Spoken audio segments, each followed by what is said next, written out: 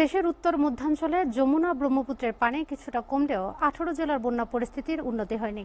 এখনও বিপদসীমার উপর দিয়ে বইছে 18 নদীর পানি। সিরাজগঞ্জে যমুনা নদীর পানি কমতে শুরু করলেও দুর্ভোগ বেড়েছে বন্যার্তদের। প্লাবিত এলাকায় খাবার ও বিশুদ্ধ পানির সংকট দেখা দিয়েছে।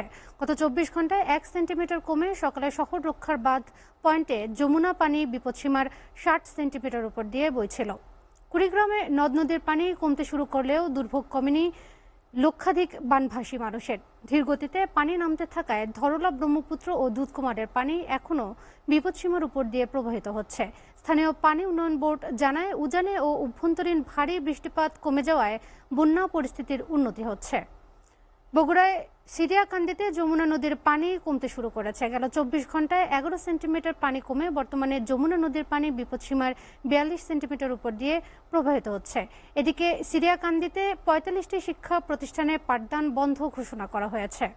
জামালপুরের সার্বিক বন্যা পরিস্থিতি কিছুটা উন্নতি হয়েছে, তবে খুব ধীর গতিতে পানি কমলেও দুর্ভোগে রয়েছে স্থানীয়রা।